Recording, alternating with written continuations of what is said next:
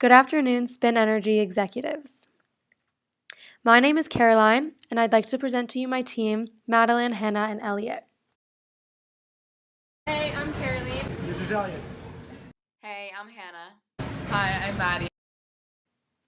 Today we will be addressing the issue of whether Spin Energy, a highly specialized fitness facility located in Montreal, should open a second location neighboring Concordia University in order to capture a clientele from an untapped market. The agenda for today is objectives, methodology, detailed findings, ending with conclusions and recommendations. Before presenting our research objectives, it is important to consider the types of individual respondents we observed. From our findings and from our professional interview with a Spin Energy employee, it is evident that there is a gender imbalance. Our findings are consistent with the interview in that about 90% of class attendants are women, with an average of 3 men in each class out of the 30. Our primary research objective was to determine whether or not Spin Energy should expand by opening a second location neighboring Concordia's campus. In doing so, our marketing research team developed 4 secondary objectives pertinent to our research as well. Those objectives include: number 1, determining whether or not Concordia students are interested in Spin Energy's service. Number 2, evaluating Concordia students' level of price sensitivity with regards to their exercising fees. Number 3, categorizing the competitive landscape surrounding Concordia's campus to determine whether or not it will allow the entry of a new player. And number 4, identifying the prime location for Spin Energy to open a second location with an optimal proximity to Concordia's campus. Moving on to our research methodology, we utilized both qualitative and quantitative research to guide our methodology and satisfy our objectives. Initially, we aimed to gather the most informative and unbiased data concerning Spin Energy's current clientele, and in order to do so, we engaged in exploratory research. This research involved having our marketing research team attending a class at Spin Energy as a form of ethnographic study. We participated in the class just as a regular client would, while simultaneously gathering our unstructured and disguised observations to serve as a base for the remainder of our research. After having this neutral mindset based on our exploratory findings, we began our descriptive research, which had 2 components. Firstly, we interviewed 2 employees from Spin Energy in order to obtain first-hand testimonies on the trends and patterns in attendance, class size, etc., since they are watching the constant flow every day. The second component was our survey, which was sent to both Concordia and McGill students. The survey asked which university the respondent attends in order to filter the responses, and an incentive was offered at the start of the survey in order to engage and motivate respondents to complete the survey in its entirety. Now we are going to move into our detailed findings. This begins with our first objective. In an effort to determine whether Concordia students present a lucrative market for Spin Energy, we sought to analyze their current and potential level of interest in the service Spin Energy offers. First, we created questions that would measure the frequency at which respondents exercised. Here we found that McGill students tended to exercise more often than Concordia. However, Concordia students tended to use specialized exercise facilities more often than McGill students. Next, we sought to measure a degree of loyalty. We wanted to know whether this potential market of Concordia students would stay loyal to service such as Spin Energy's. We found that Concordia students self-reported that they would in fact stay 10% more loyal to such a service. Finally, we measured our most direct qualifier. Our results again were surprising. Concordia students showed greater interest in the potential of attending a spinning class and enjoying the activity than McGill students did. From here, we found that the more one used a specialized workout facility, the more likely it was to be interested in spinning. Here we found a significant and positive correlation. In terms of interest in the service, we believe our potential market outscores our current market and would make for a successful Spin Energy client. Now I will move on to Objective 2 and discuss the feasibility in terms of price. Here, we will determine whether Concordia students are willing to pay for this service. Spin Energy currently sells classes for $17. This includes the 15% discount for students. Therefore, we are focused on the percentage of Concordia students willing to pay for this amount. They will fall into the $11 to $20 range.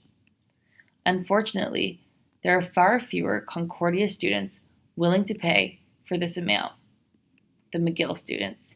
Here we identify a key issue with our potential target market.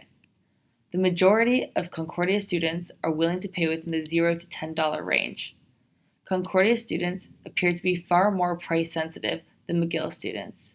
If this is the case, opening a location near Concordia will be very difficult and likely not financially feasible for Spin Energy. Now Elliot will move on to our findings for our third secondary objective. Looking at the competitive surrounding of Spin Energy, the study we have conducted showed that Concordia students attend both the Concordia Gym and B-Cycle. All competitors differentiate themselves in terms of both price and location. Spin Energy offers spinning classes at $20, against the more expensive $25 above the Concordia Gym and B-Cycle. As for the location, Spin Energy and B-Cycle are both located at an 18-minute walking distance from the Concordia campus. Therefore, we really believe that they both compete purely on price. The Concordia Gym is much closer to campus, but is significantly more expensive. Therefore, we believe that the Spin Energy truly has a price-based competitive advantage against all its competitors. But what is the current presence of Spin Energy's competitors on the Concordia market? The study we undertook showed that 67.44% of Concordia respondents attend formal workout classes at gyms or other alternative workout facilities. From them, 78.57% take these workout classes at specialized workout facilities such as Spin Energy. Therefore, from these percentages, we can conclude that for the overall Concordia population that responded to our questionnaire, 28.38% of those respondents attend formal workout classes at Spin Energy's competitors. This means that 72% left represents the untapped market that Spin Energy should focus its marketing efforts on. This shows great potential for the future of Spin Energy and the Concordia market. I will now discuss the fourth objective. In this fourth objective, we'll analyze what location is considered close enough and too far for the Concordia students. Our findings have indicated how far Concordia students are willing to travel in order to attend Spin classes. The Concordia students showed a greater willingness than McGill students to travel distances that well surpass 10 minutes. 31% of Concordia students were willing to travel distances that required a vehicle or public transportation, and approximately 62% of these students are willing to travel beyond a 10-minute walk to arrive at their desired destination. This may include the use of public transportation, a vehicle, or walking. This higher percentage than anticipated shows great motivation from the Concordia students and high flexibility regarding their location workout classes. We can attribute this greater willingness to the fact that Concordia hosts more native Quebecers that are familiar with public transportation in Montreal or have access to private transportation. Indeed, according to both the Concordia website and the McGill website, McGill hosts 15% more international students than Concordia and therefore less native Quebecers. From these findings, we would conclude that Spin Energy proximity to the Concordia campus is far more flexible than we originally believed.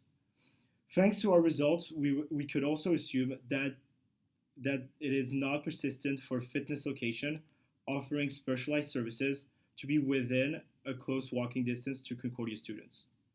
Our marketing research team encountered several limitations which served as setbacks within the progression of our findings.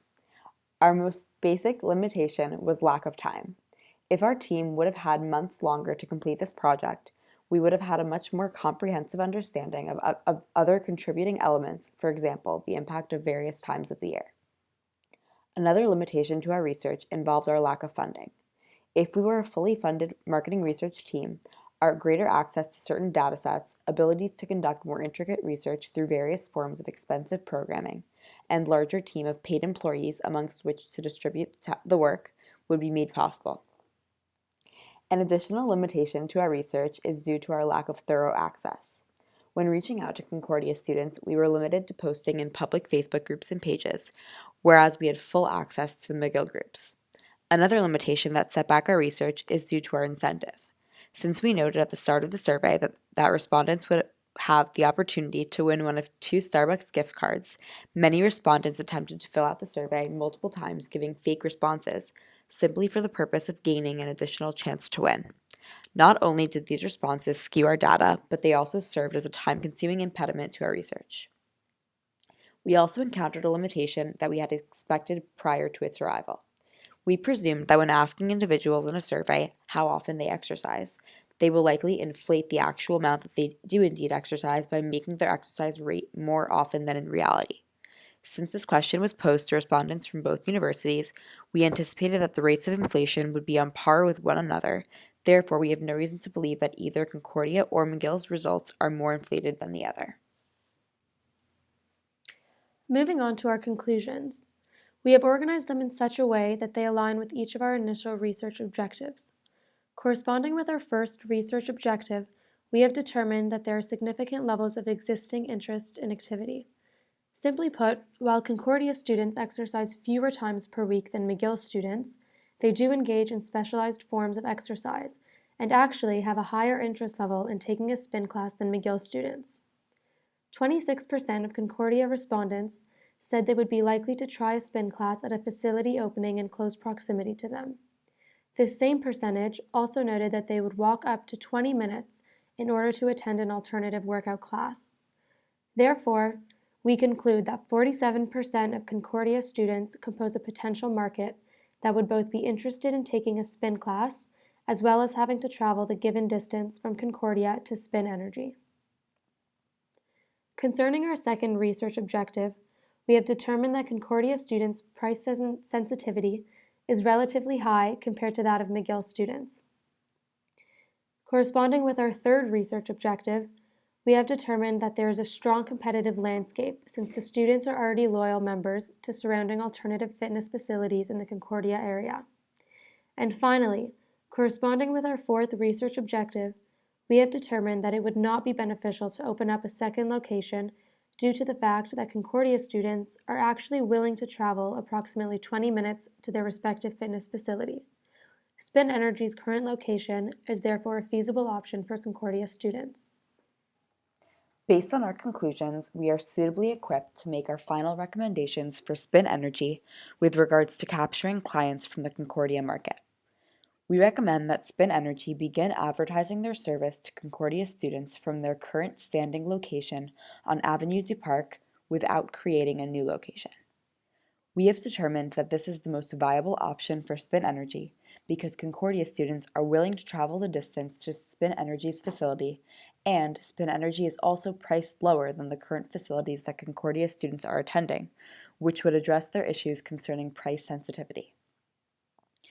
We recommend that Spin Energy implement a 1-month promotional campaign to target Concordia students, offering them a greater student discount during this month to incentivize these students to test out the facility in hopes of having them become loyal clients in succeeding months. After an extended period of time spent measuring the success of Spin Energy's targeting of Concordia students, there will be room for reevaluation. Maybe, if the success rate is very high, renovations to expand the current facility could be discussed down the line.